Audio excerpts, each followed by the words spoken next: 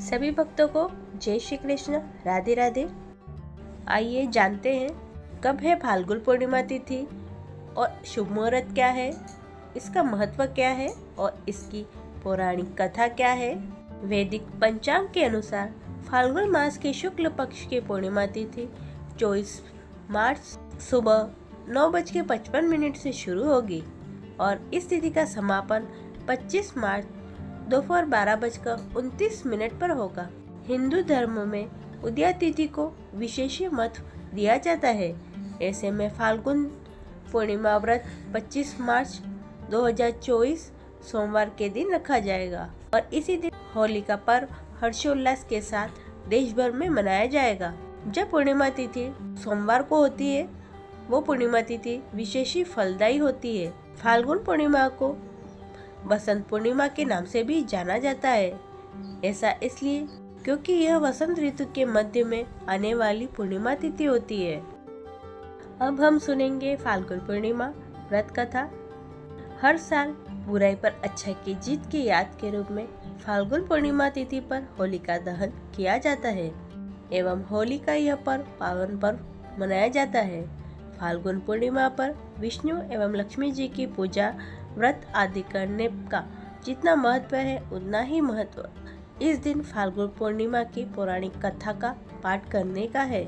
मान्यता ये है कि कथा सुनने से यश, कीर्ति, धन, धान्य और संतान सुख प्राप्त होता है तथा मरणोपरांत वैकुंठ धाम की प्राप्ति होती है।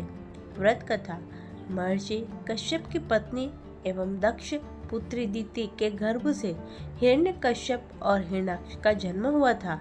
दोनों ही महाबलशाली थे। फलस्वरूप देवता को पराजित करके दोनों भाइयों ने स्वर्ग पर अपना अधिकार कर लिया था। उनके अत्याचार से देवलोक में हाहाकार मच गया। अतः भगवान विष्णु ने वराह अवतार लेकर हिरण्याक्ष का वध कर दिया। अपने भाई की मृत्यु से क्रुद्ध हिरण्यकश्यप भगवान विष्णु को अपना शत्रु मान बैठा और उनसे प्रतिरोध लेने के लिए ब्रह्मा की तपस्या करने लगा। उधर हिरण्यकश्यप के अनुपस्थिति में देवताओं ने दैत्यों पर आक्रमण कर दिया और स्वर्ग पर पुनः अपना अधिकार प्राप्त कर लिया। हिरण्यकश्यप की पत्नी कयाधु उस समय गर्भवती थी, जिसे देवराज इंद्र ने बंदी बना लिया। वो कयाधु को लेकर अमरावती जा रहे थे। तभी मार्ग में उन्हें देवर्षि नारद मिल गए। नारद जी ने इंद्र के साथ कयाधु को देखकर बोले, देवराज आप इसे लेकर कहाँ जा रहे हैं? ये सुनकर इंद्र ने कहा, देवर्षि कयाधु गर्भवती है।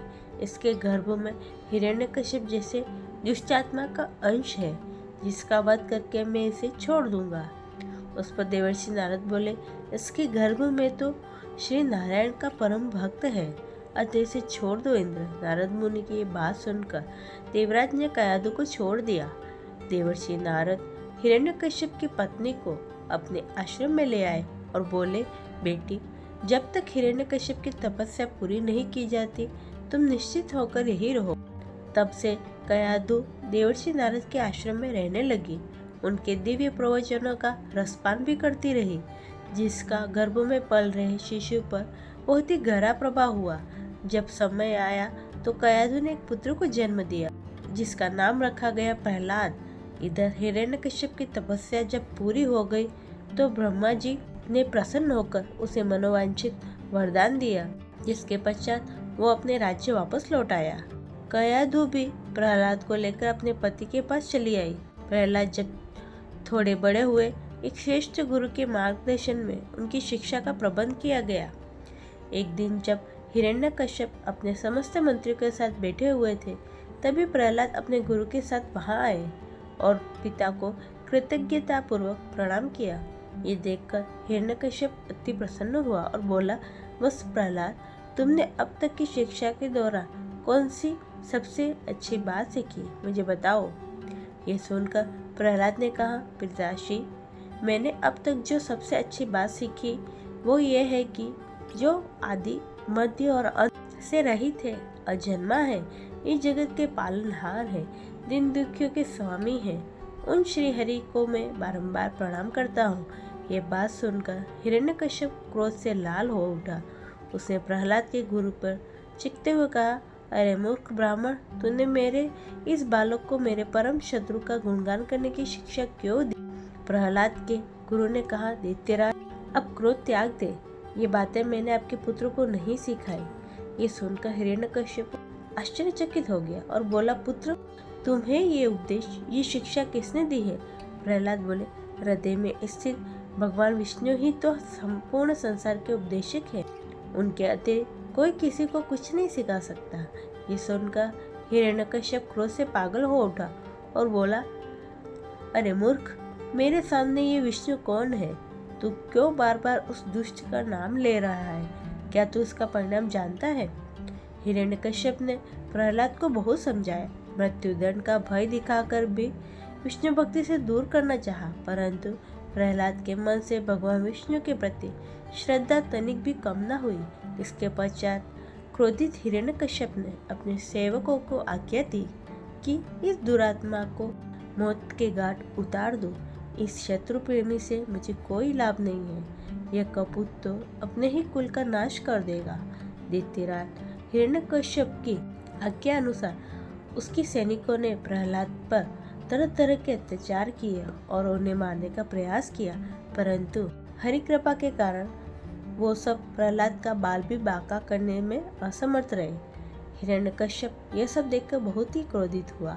अंततः उसने अपने बहन होलिका को आदेश दिया कि वह प्रहलाद को लेकर अग्नि में बैठ जाए, क्योंकि होलिका को यह वरदान प्राप्त था कि अग्नि से उसको कोई हानि नहीं होगी। अपने भ्राता का आदेश मानकर होलिका भक्त प्रहलाद को अपनी गोद में लेकर अग्नि में बैठ गई। उस समय प्रहलाद हाथ जोड़कर आंखें बंद कर निरंतर प्रभु ध्यान में मग्न रहे और नारायण नारायण का जाप करते रहे। हरि कृपा के फलस्वरूप प्रहलाद अग्नि में बैठकर सकुशल बच गए, किंतु होलिका उसी आग में चलकर भस्म हो गई। होली का त्योहार बुराई पर अच्छाई की इसी जीत का प्रतीक है। इस दिन होलिका दहन किया जाता है। होलिका गाय के गोबर और लकड़ियों की सहायता से बनाई जाती है। होलिका दहन संपन्न होने पर शुभ मुहूर्त में पूजा की जाती है। यह थी आज की पौराणिक कथा। उम्मीद करती हूँ ये जानकारी और पौराणिक कथा आपको अच्छी लगी होगी।